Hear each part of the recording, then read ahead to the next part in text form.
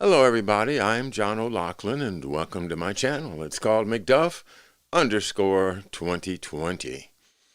Yeah, this is my backup channel. We created it a few months back when I got a strike and people jumped right onto it and we got up to 1,000 subscribers right away. Then the strike ended and we were back to McDuff channel where our home really should be.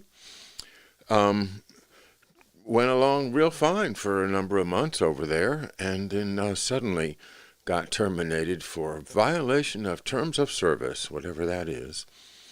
Well, I think it has a lot to do with what's going on with the COVID and the election. You know, I think there's just a lot of people out there that are determined to win at all costs, and that's nothing new to us here. We know that because we've been watching how the mafia and the CIA and now the Federal Bureau of Narcotics, the State Department, everybody has just been covering up for the massive, huge drug trade and other ways to take our country down. Well, I'm glad you're all here. I'm not feeling all that great tonight about the chances for our country to survive, since we've had this real difficult to accept what happened overnight with the election. Confident that the president has good lawyers, but I'm sorry to see that we're going to end up in court. Looks like we're heading to the Supreme Court for this, and that's not good. I still don't like the way that the Bush versus Gore election came out, even though I guess Gore would have been at least as bad as Bush was. Who knows? And that's the other thing, is we just don't really know anything anymore, as Dave Underdown was saying last night. How do we know? I mean, I'd like to be confident, but we don't have a leg to stand on if we haven't got a solid foundation of knowledge of what's really going on. And that's what our friends on the other side just don't see. They don't see that this is all smoke and mirrors to get control by a small group of elites that have already got far more money than they'll ever need. All right, excuse me a second.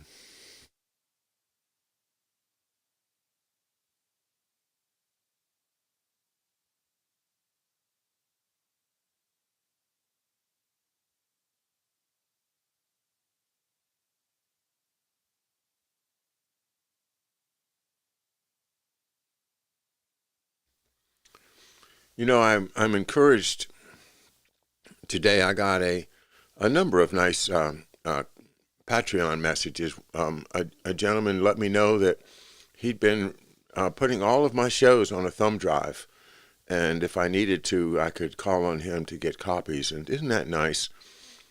Because I do have copies, but they're all scattered over different drives, and they're not organized. And anyway, it would be a wonderful thing to have somebody that has them organized on a thumb drive. It's a miracle to me. So I'm very grateful for that person to contact me. I'll be back with you as soon as I can.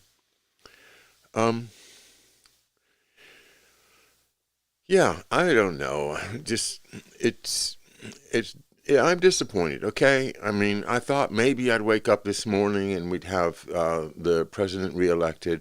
It felt good last night, but a little too good. And now we see they've been sandbagging us, right, with holding back. Pennsylvania was stuck at 64% count all day long. What's that about? Well, I guess we'll have to go to court to find out. It doesn't look like we're going to have a decision unless Joe Biden decides to jump up and say he won. That would be a bad thing before the courts have ruled on it. So, it's discouraging. We've worked really hard, and I saw, so many millions and millions of great patriotic Americans out there in their boats and their trucks, going to rallies in all kinds of weather, risking everything to support the president because he stands for America, the sovereign country that we're supposed to be part of. So I'm so grateful to people that do make copies. The more, the better. And I'm working with Jumping Mouse to set up a archive. We've been trying BitChute. I'm not real happy with it right now, but maybe I just haven't learned it well enough yet. But we're going to have a place where it's just for archiving, and I think maybe BitChute will work for that.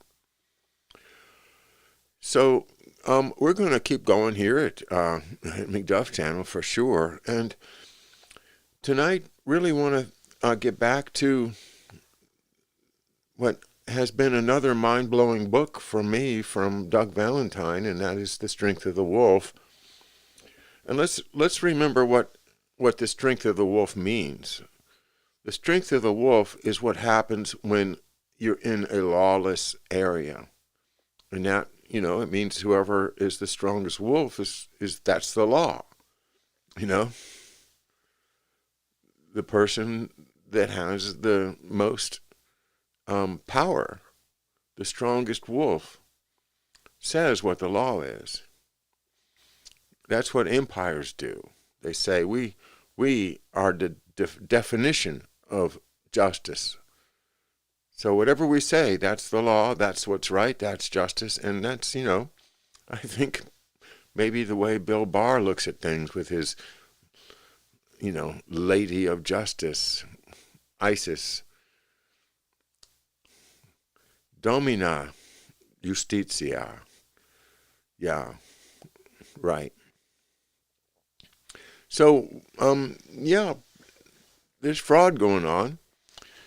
It's not new in American elections to have fraud happen, ballot stuffing, dead people voting. It's not unusual, unfortunately, but it is in a sense now because we're supposed to have all this great technology. We're supposed to have the most vigilant teams of lawyers and poll watchers, but they're still pulling the old games, the old shenanigans. Well, I don't know what else to tell you. I don't have any real comments about it because, like I was saying, I don't really understand what the truth is behind our supposed election this time.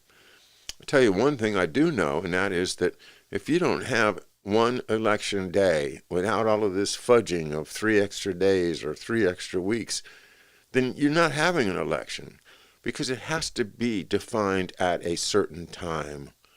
A certain date has to be the election. And if certain states are going to drag it out and certain states are going to do it right away, then the facts can change between the time that one person votes, thinking that he's voting on election day, and then a week later somebody else says, oh, well, I just learned something new, so now I'm going to vote against that guy. Well, you wouldn't have changed your vote if you had to vote on the same day. So now there's people out, chasing around in the counties of Georgia, trying to educate people as to how to correct the mistakes they've made in their ballots before the time runs out. It's hardball. Don't like it.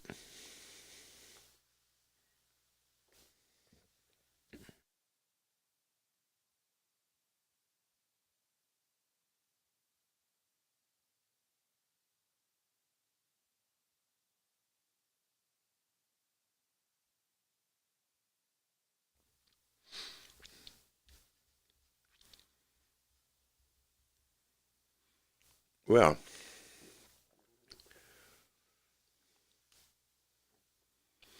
CIA damage control. You see, the CIA has been running this MK Ultra program, since the early 50s. with nobody's knowledge, dropping LSD into people's drinks and watching what they do just to see what happens. And sometimes people die, but that seems to be okay with Sidney Gottlieb and Richard Helms and the FBN agents like George White, who are willing to do that for the CIA, just to keep a job, just to keep doing something, because they like being cops, I guess. But the whole FBN is a compromised organization from the beginning, because it starts with none other than Harry Anslinger. And Harry Anslinger, the guy that promoted reefer madness, is the man that created a whole phantom of menace about marijuana, which, as we know today, is just completely falsehood, in order to give his department, his agents, his bureau, something to do, since they couldn't legitimately bust the real heroin dealers who were also working for the CIA.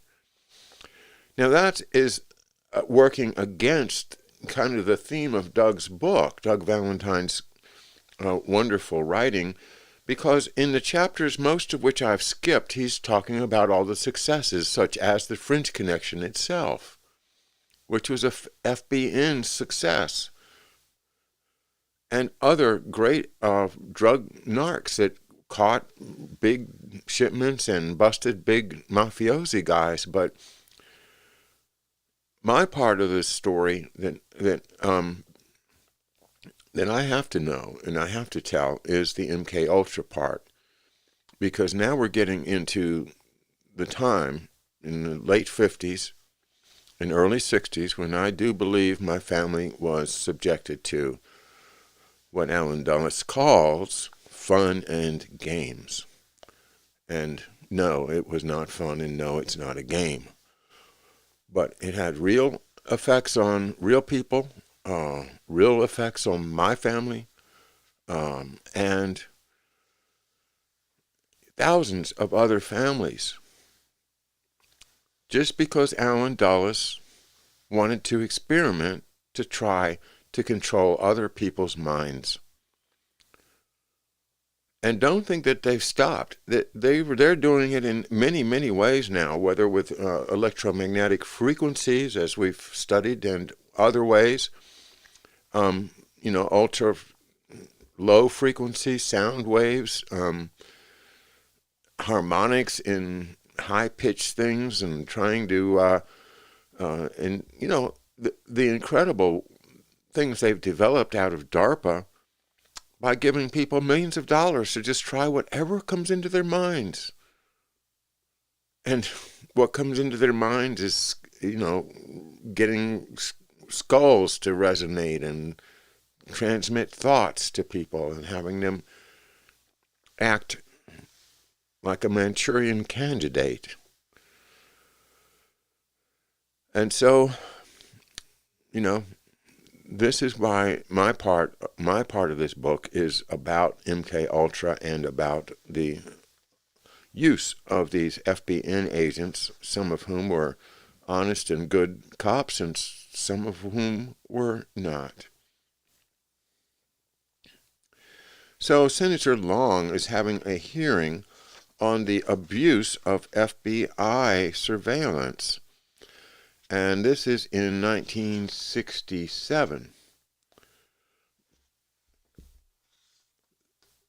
The CIA's Assistant Deputy Director of Plans, Desmond Fitzgerald, and Sid Gottlieb, the boss of the MK Ultra program, are summoned. They have a meeting, and Barr, who is the investigator, not William P. Barr, but another Barr, says, hey, CIA, are you using the FBN as a cover for illegal domestic operations? And the CIA says, what? Are you kidding me? We do that.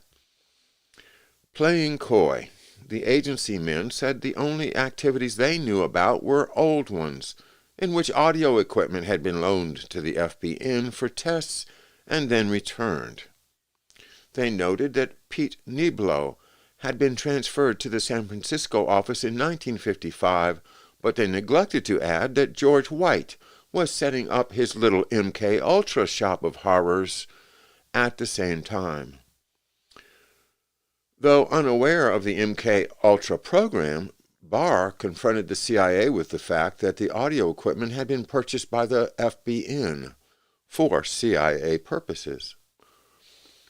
At which point, the disingenuous CIA officers checked their watches and said they had to go.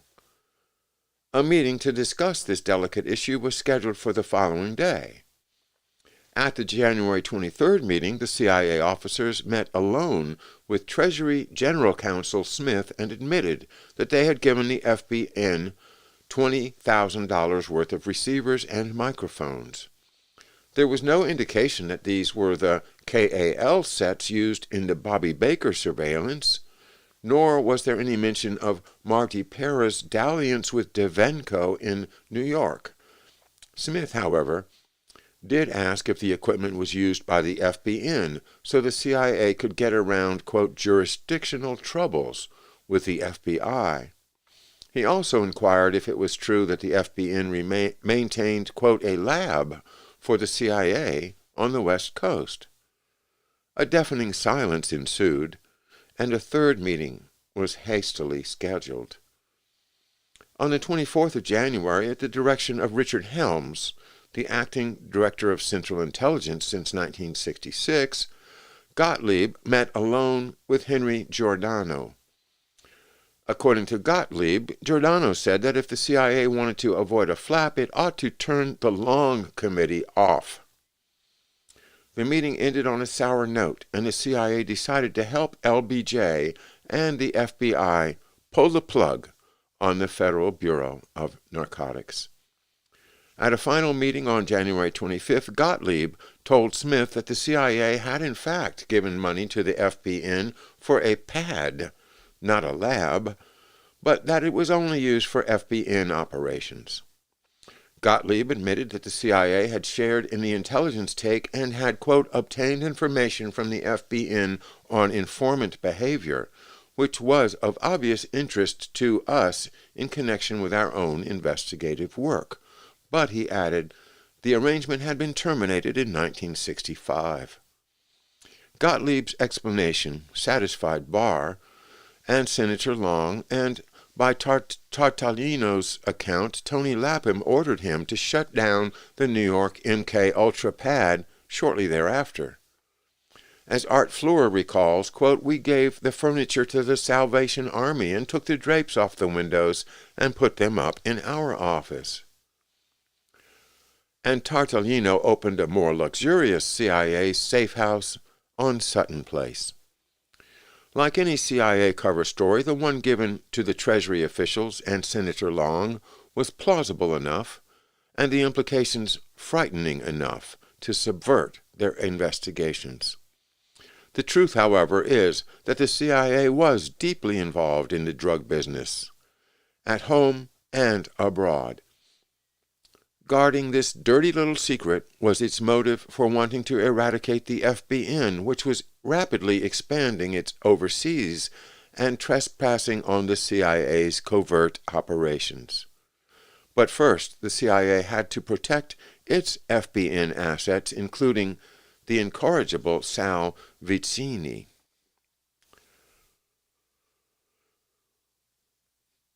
Quote, when I got to Bangkok in 1963, it was the same thing as Turkey, Vicini explains. I had to grease the foreign cops to send out crews, and when they were ready to make the case, I'd step in to supervise and take photos. So I put down in a report that I was in Chiang Mai when a seizure was made, even though I got there 4 hours later. You're not supposed to do that, but Siragusa had sent me to Thailand specifically to steal cases from customs, so we could justify setting up an office in Bangkok. Then Charlie found out about the CIA hit gun I had found in his car in Italy, and that's when he forgot that he sent me to Thailand to sink customs. Next thing I know, I'm down from a 12 to an 11. He also accused me of profiteering on the black market in Turkey, which was totally untrue.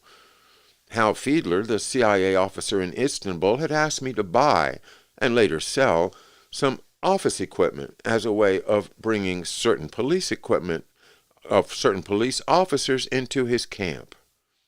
None of the money went into my own pocket, but the last straw came when I stood up for Gene Marshall. I testified at his trial that I thought he'd been set up. Gaffney wanted Vizzini to stay in the FBN and accept a transfer to San Francisco, but the CIA told Vizzini to fade the heat. They said they'd take care of him, and when he resigned in June of 1966, they helped him to get a job as police chief in South Miami. Vizzini was protected, as were other FBN agents like Ike Feldman, but by 1967 the FBN's overseas contingent was stumbling onto more and more CIA drug deals. So the spooks decided to commandeer overseas drug law enforcement altogether. The decision was shared with the protected few, but everyone felt the impact, and not everyone liked the feeling. FBN agent John Evans, for example, was not happy with the way things were unfolding. A case-maker and a man of rock-solid integrity, Evans joined the FBN in 1955 and served continually in his hometown of Detroit until his transfer to Washington in 1966, where he became an assistant to Enforcement Chief John Enright. At this point in time, according to Evans, Giordano and Gaffney had argued over personnel assignments and were no longer on speaking terms. Headquarters was still very small, Evans recalls. There was a chief counsel, 2 lawyers, 2 inspectors, and Andy as liaison to Treasury. And there was a planning and research office under Ernie Gentry and Walter Panic, which kept watch over customs and the BDAC. Enright had about 260 agents worldwide, but Cusack alone handled intelligence. Cusack had the foreign desk and worked with Schreier's international group and the agents overseas. I had domestic enforcement, and my big problem was James V. Bennett, the director of the federal prison system. Bennett was complaining to federal judges that the prison system was overflowing with small-time drug violators, and that there were disciplinary problems as a result, all because of the Daniel Act. So the law was rewritten, and Maine Justice told the U.S. attorneys that, henceforth, they needed permission to proceed under the mandatory sentencing rule. My other problem was the CIA. Giordano sent Cusack to Australia, where the mafia was moving in through the vegetable business. And while he was gone, I covered foreign operations, and that's when I got to see what the CIA was doing. I saw a report on the Kuomintang, saying they were the biggest drug dealers in the world, and that the CIA was underwriting them. Air America was transporting tons of Kuomintang opium. Evans glares angrily and says, I took the report to Enright. He said, leave it here, forget about it. Other things came to my attention, Evans said, that proved that the CIA contributed to drug use in this country. We were in constant conflict with the CIA because it was hiding its budget in ours, and because CIA people were smuggling drugs into the U.S. But Cusack allowed them to do it, and we weren't allowed to tell. And that fostered corruption in the Bureau. According to FBN Enforcement Assistant John Enright, the deepest, darkest secret of the FBN was its relationship with the CIA. It was a legacy of Anslinger, who wanted to be a spy. That's why he accepted Andy Tartolino when he did, like he did Charlie Siragusa. Siragusa was crude and unsophisticated, but was held in awe by Anslinger because of his CIA contacts. George White, 2. Enright sighs, quote, Vietnam was the worst. We called Air America Air Opium. Our office in Bangkok made a case on an Army major who was caught with opium, but the major just disappeared because the CIA was behind it. For his part, George Gaffney claims to have met the CIA on only 2 occasions when he signed non-disclosure statements in New York and Washington. He does acknowledge that the CIA was involved in the Control.and and Pardo-Boland cases, but he won't say how. I only sent one piece of information to them about an associate of a dope pusher we seized. I never went to CIA headquarters, and the CIA passed along only useless information to me. CIA officer Jim Ludlam begs to differ. After transferring to the CIA from the FBI in 1955, I'm going to stop and make a point here that in the early 50s, Dulles was just stealing FBI agents away from Hoover, especially in the South American area, as a preparation to taking over the area for intelligence purposes. So this guy is apparently one of the recruits.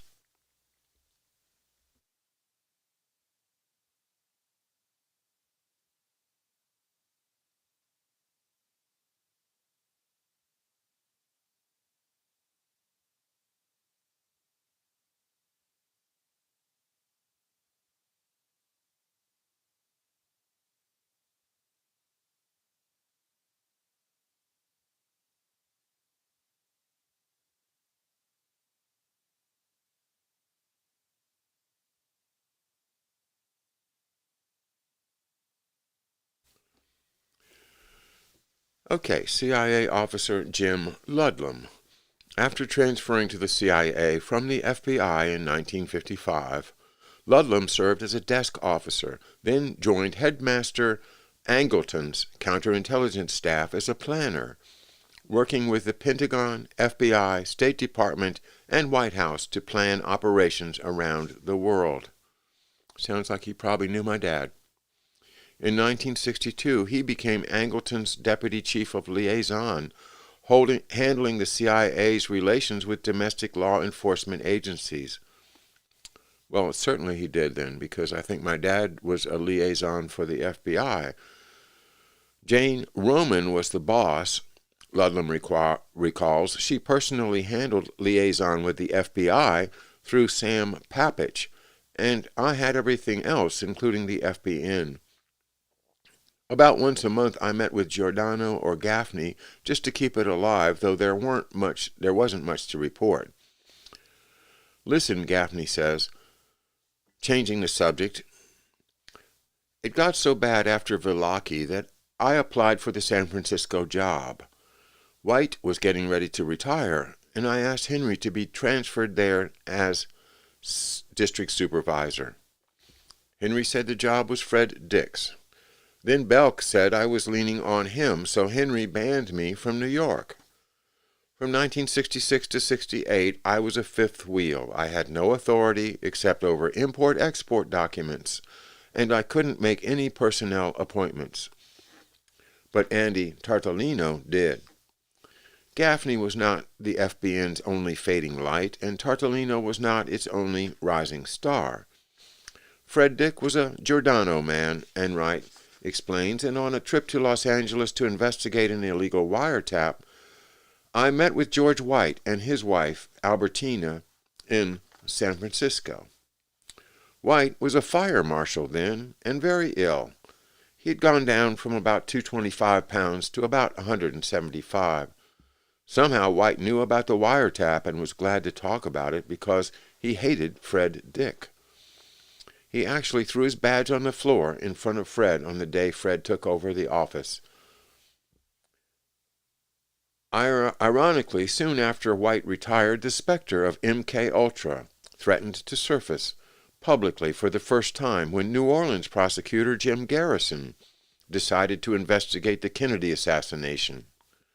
According to an FBI teletype, Garrison's inspiration was David Copeland, an attorney from Waco, Texas. As stated in a book he wrote on the JFK assassination, Copeland's source of information was a report written jointly by an FBN agent and a customs agent tracing Kennedy's assassins to a group of Texas Ultras. Knowing that the investigation might lead to MK Ultra assassination plots, the CIA galvanized its forces, and in a 1967 IG report, there is even a section titled, quote, "Should we try to silence those who are talking or might later," unquote. After Garrison arrested Clay Shaw and charged him with the murder of JFK in March of 1967, the agency began to discredit Garrison by linking him to Carlos Marcello in an 8th of September 1967 Life magazine article titled "Brazen Empire of Crime." Texas Governor John Connally helped as well by preventing Sergio Arcaja Smith's extradition to New Orleans as a witness in Clay Shaw's trial.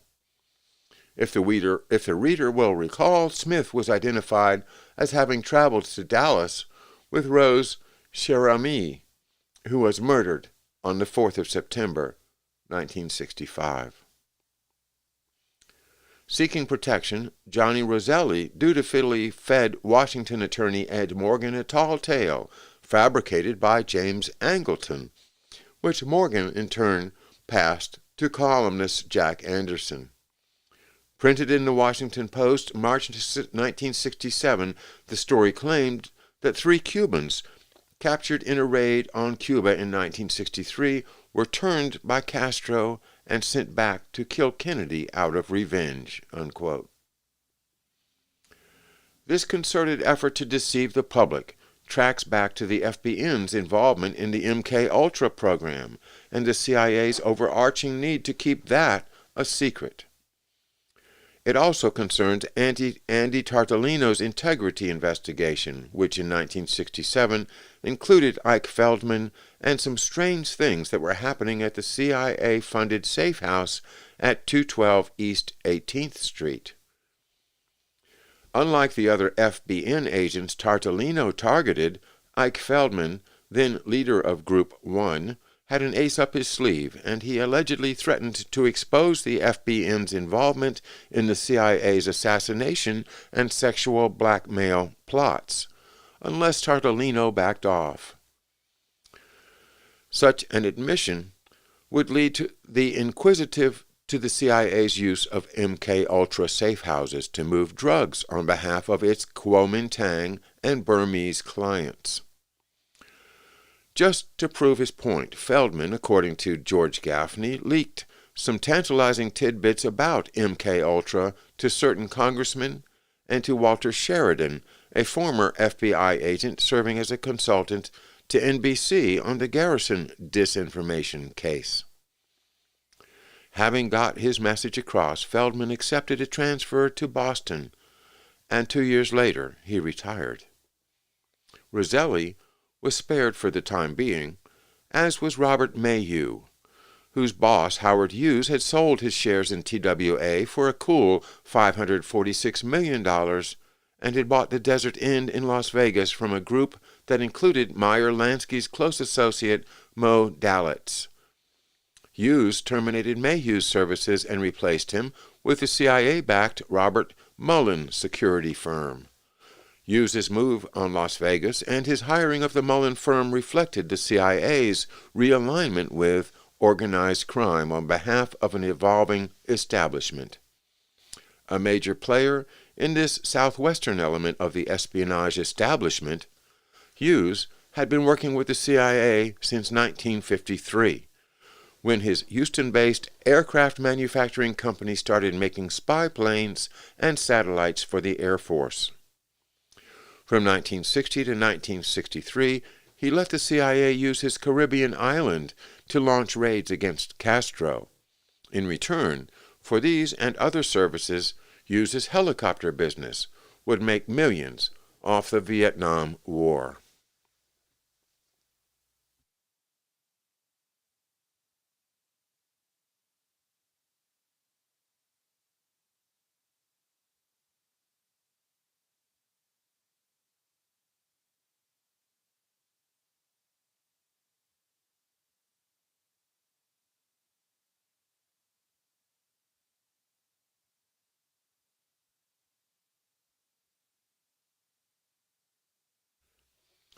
At this critical juncture, the CIA dispensed with another liability. After spending a year in jail for refusing to testify to a grand jury, Sam Giancana was released in late May 1966 and fled to Cuernavaca, Mexico. According to his son in the book Double Cross, Giancana managed the CIA's narcotics operation through Santo Trafficante in Asia, Carlos Marcello in Latin America, and Carlo Gambino in Europe. This seems an outrageous claim, and yet, upon his return to America in June 1975, Giancana was shot in the head, CIA execution style, while eating a bowl of sausage and peppers just a few short weeks before he was due to testify in Congress about the Kennedy assassination. 1 month later, Jimmy Hoffa disappeared. A year after that, following a meeting with Santo Trafficante in August 1976, John Roselli was murdered, dismembered, stuffed into a 55-gallon drum, and dumped into the Miami River. In 1967, the protectors were working overtime. After Senator Long proposed a bill to limit electronic surveillance, he was accused by Life magazine of having taken a $160,000 bribe from Jimmy Hoffa. Though exonerated, Long was soundly defeated in the next election. Plugging the last hole in the national security safety net, LBJ signed the FBN's death warrant. The process began in January 1967 when Johnny Thompson testified at Bobby Baker's trial. In an effort to get Thompson out of the line of fire, Giordano had transferred him in 1966 to Albuquerque, New Mexico. But that wasn't far enough away. As Thompson recalls, I was visiting with an informant in Gallup, and I called the office just to let them know I was there. Well, a few minutes later the phone rings.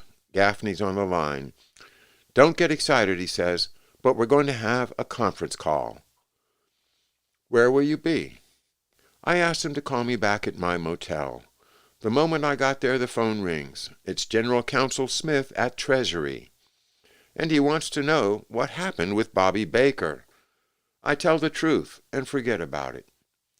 A few days later, I'm called back to D.C. to meet a Justice Department attorney who says he's going to put me on the stand for the Baker trial.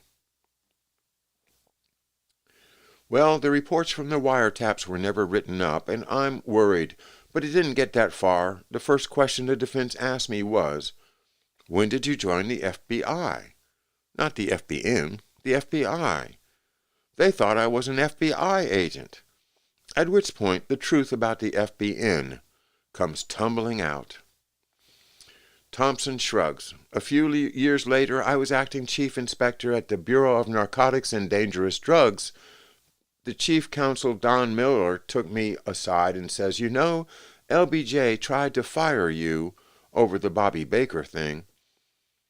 Thompson testified in the afternoon, and within an hour, 2 White House aides had come over to Bureau headquarters and picked up my and Thompson's personnel files. It was late afternoon, and I had to go to Secretary Barr to explain. He was livid and wanted to know why I got the FBN involved in a non-narcotics case. Hoover had turned it down, so why did I do it? Gaffney stiffens. I told him, "I'm not J. Edgar Hoover. I don't have the weight to say no to the Attorney General.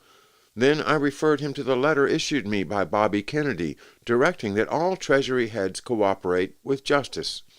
When Barr said he'd never seen the letter, I suggested that he have his secretary dig it out of the files. Then I got up and walked out. With immense sadness, Gaffney says, after our Roland Baker affair came to light, we incurred the wrath of LBJ, and the Bureau was abolished out of revenge.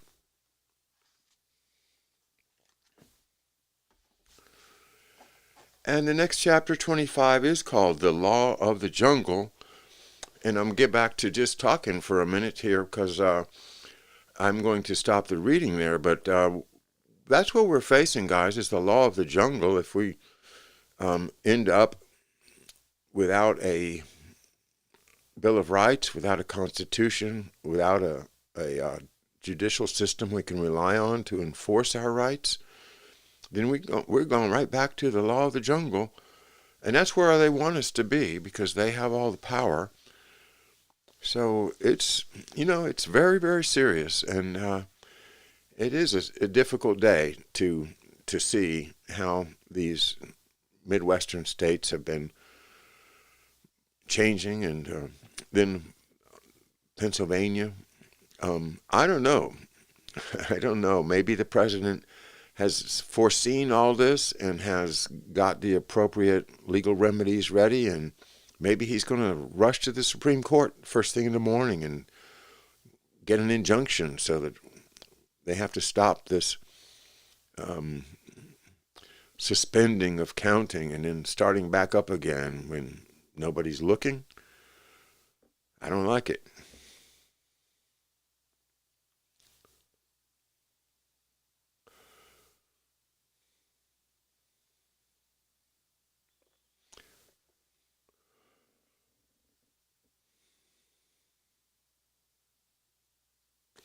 Well, all right, folks, I guess I'll call it a night. Thanks for being with me, and I'll see you tomorrow morning. I'll be doing my third and final reprise edition of The Secret Team, in which I'm emphasizing the very crucial importance of Fletcher Prouty's first book, The Secret Team, and all of the amazing revelations that we have that we can work with. And it goes very well with the Strength of the Wolf in that the same time period is covered, and we end up with, of course, as usual, the same villains involved.